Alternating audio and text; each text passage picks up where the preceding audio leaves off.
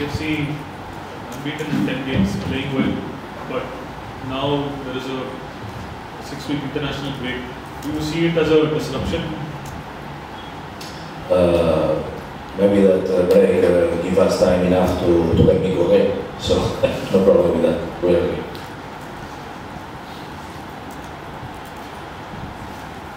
What's the team news for tomorrow? Yeah? The team news for tomorrow. No news. Everybody ready, no injuries. We just missed Cabra because of the red card. That's all. I red card, 4 red cards. Hi coach, 2 draws in the last 2 matches. Are you feeling the absence of Nico more now? Look, last season after 10 games, we were with 18 points. Now we are with 24, so we have to be very happy. Because everybody said that it was a wonderful season last year, and we reached first position with a lot of distance with the second one, so we are even getting better numbers now. And with Miku, we have been playing 5 games with him and 5 games without him, so it means 13 points with him and 11 points without him, so it makes not a big difference. Of course, he's a very important player, and you can see the way to play the game that he gives us a lot. But even like this, the rest of the guys have been working wonderful and have been getting the points. So I have to be very happy with the attitude of everybody and the things that we are putting in the pitch. In the previous game, you were against 10 men for around 40-42 minutes, but you couldn't score. So do you think you should have tinkered around with your lineup, given that you were on top of the table and a lot of players of yours could have been a little bit tired? No. I think that we did everything to score the second goal. But sometimes we forget that we are playing another team against another team that also has a plan and also has very good players. So I have to say that we were doing the things to try to score, and we have good chances, really good chances. But in the other way, the other team was working with that kind of situation that led yourself to forget about to build up the game. You don't have to build the game, you only have to defend and go for the counter. And Mumbai City is that kind of thing that they can do it very well because they have the right players for that. So at the end of the game, we have to say that I think that we deserve to win. But at the end, at one point, it was not so bad because they have also their chances. So we have to respect the way the other teams are working and the plan that they have. And you try your best plan, and it can work sometimes to give you 3 points, sometimes to give you 1 point, sometimes it gives you nothing. There is a good example this week about that. It was the Copa Libertadores final. If you see, Boca River was winning 2-1, playing against 9 players, only 9 players. You feel that you are losing the game, so you go with everything. And Boca gets a ball in the post. The last minute of the extra time, that it should be penalties. Can you imagine to arrive to the final of the Copa Libertadores to have the opportunity to kick penalties, playing 9 against 11? It's football. That's why we love that game, because there is a lot of crazy things happening. So at the end is what I said. We do our work to try to get the 3 points, but it was not possible that time. Yeah. Okay. So what type of game are you expecting from ATK? I mean, they have John Johnson who has seen the club from inside. So what are you expecting from them? Very tough game because they really need the points. They want to win the playoff, and for them, victory is very important. So, of course, we have been working and analyze all the players always, and they have very, very tough defensive lines. They play with two lines of 4 players each line, 8 players, very, very defensive, and they have the inspiration in attack of Lanzarote and the striker. It can be Balwan, it can be Everton, but normally these 2 lines of 8 players are very compact, very close, and makes things very difficult. coach, ATK coach is known for going for a bit of a defensive game, especially when they're taking on away games with strong teams with strong attacks. So, are you thinking of going extra offensive? Perhaps a start for Kane Lewis or something like that. Well, we are working in the plan of the game. We are working in that. We have the missing of Cabra for the game, so we have to finish to the plan for tomorrow. Yes? Yeah. Is that okay? Sunil Chhetri hasn't scored since the 22nd of November, and it's been around 3 games since he hasn't found the back of the net. Do you think that's a sign of worry? It's the dynamics of the strikers. Atlanta was not scoring before, and now they've been scoring in the last games. It's the way it is. What is true is that if we see those assistants, the 3 that got more in our team at the moment are Sunil, Lanta, and Steve Miku. We have missed Miku for the last 5 games. So what I mean is that it's difficult to manage when there is not one of the top offensive players in the team. Everything changes. You know that. You have to imagine what would happen if, for example, to say just one name, the Northeast miss Ogbeche for 5 games, or Goa lost Golo for 5 games. So things are affecting the team. You can see Jamshedpur, for example. For me, Jamshedpur is one of the teams that are playing very much better than season. They are playing very well. But without Siloncia, they have got 5 of the last 12 points. So that kind of players make an impact in the game for sure. So we can be very happy that without Miku, we have been getting 11 of the last 15 points. It means that the team have been working really well to get the points and to supply the loss of Miku. Coppell, ever since ATK lost to BFC on 31st of October, the team has remained unbeaten. What kind of game are you expecting from BFC tomorrow? Tough game, I think. It's an obvious answer, and it's the right answer. BFC has not been beaten this season. That's not an accident. It's because they are a very strong team. Defensively, very difficult to get at, and in an attacking sense, they have a lot of dangerous players. So, it's the challenge of every team in this division to try and beat them, to be the first to get the 3 points against them, and we're the next in line, and we're looking forward to it.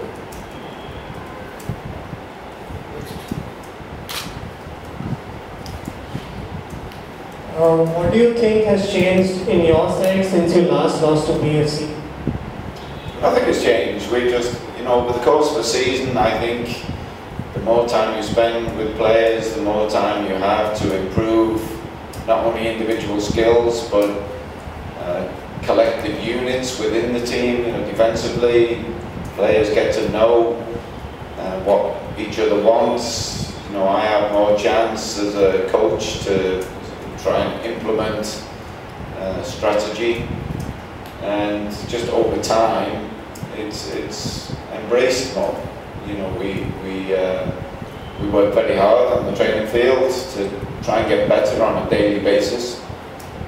And again, this has been, I think, a disjointed season in many ways, with the 2 international breaks already. With teams, even with Goa last night, going 2 weeks without a game, it disturbs the flow of the work you are trying to do. And I think we've been able to add to the foundation work earlier on the season, and luckily for me and for us, we've been getting decent results.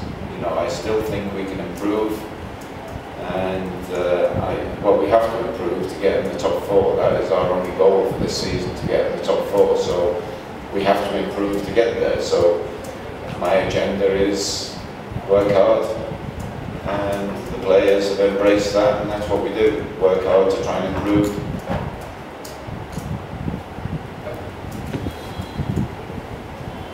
Coach, Coach, do you think that without Miku, BFC looks different?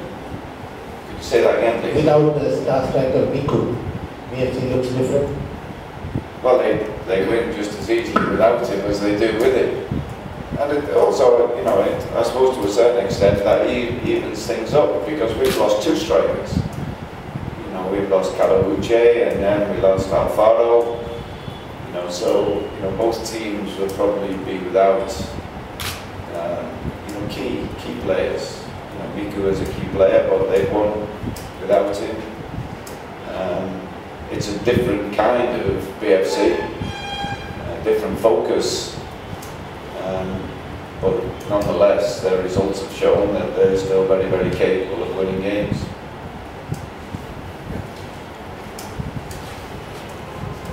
Coach, I mean, of course you'll be trying to win, but given that BFC are unbeaten this season, would a draw be a practical result that you would accept in the end?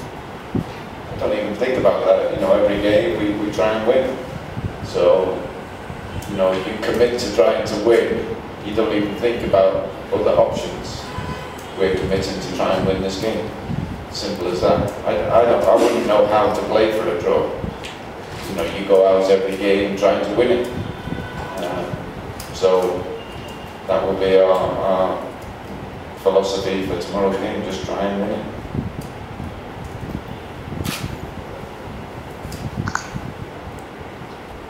How much of a disturbance will the mid-season break cause, if there should be any, as you mentioned just a few minutes back? And what do you think you'll have to do to overcome that disturbance?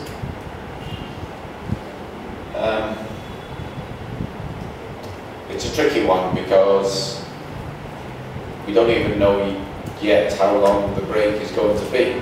We don't know when we're going to resume playing again. We know roughly when it is, but you know, football now is becoming more of a finite science. So ideally, we are starting again on the 29th of January, and then you work backwards and you can plan and prepare.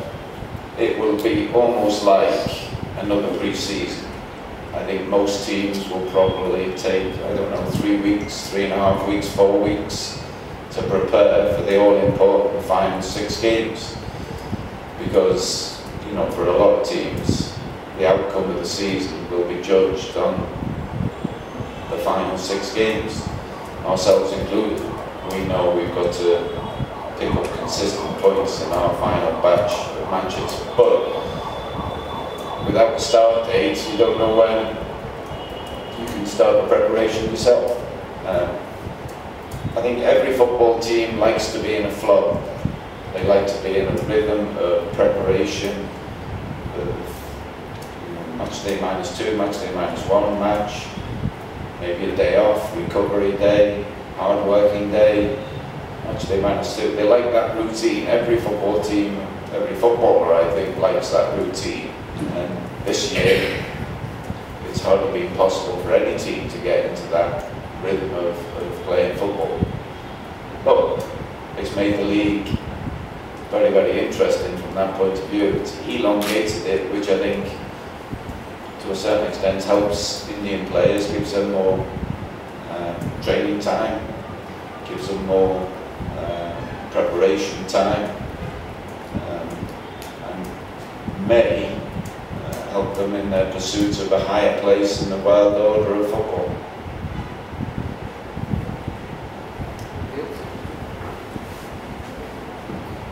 Coach, over the years, how far the ISL has improved the Indian players' standards? I think the standards of the Indian players over the course of the ISL, how has it improved? I think it's improved, and it's reflected in the world ranking to go from I think it was 150 when I first came here, and now it's in the 90s with a big tournament coming up and an opportunity for the team to get lower again.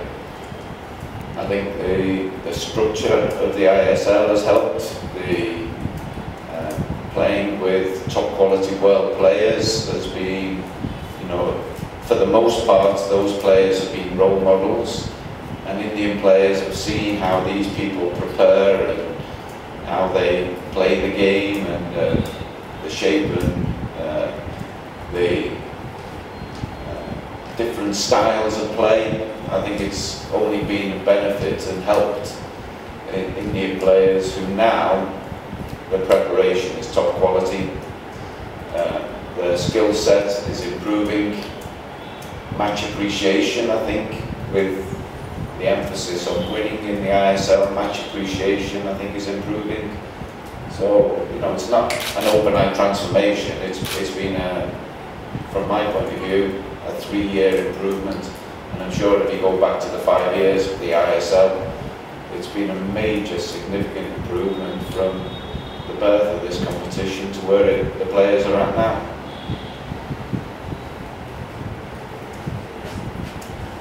Coach, can using somebody like Eugene Lingdo, who's had a lot of familiarity with this ground and this team, could that be a potential extra edge for you? Can we expect to see him, playing a larger role in the team? Well, I'm not going to tell you that, but you know, he's obviously a player who's, he had his injury problems last year, and he's found it difficult to get into the team this year. Again, it's the balance of foreign players and Indian players trying to get that blend which is effective. We have Pranay as well, who's a current Indian international in that central midfield berth. So with the foreign players we have, it's very, very competitive in midfield. So it's a tough call to try and squeeze all the players you want in the team, to squeeze them into the team. So that will be a late call for me tomorrow. All right. Thank you. Thank you, everyone.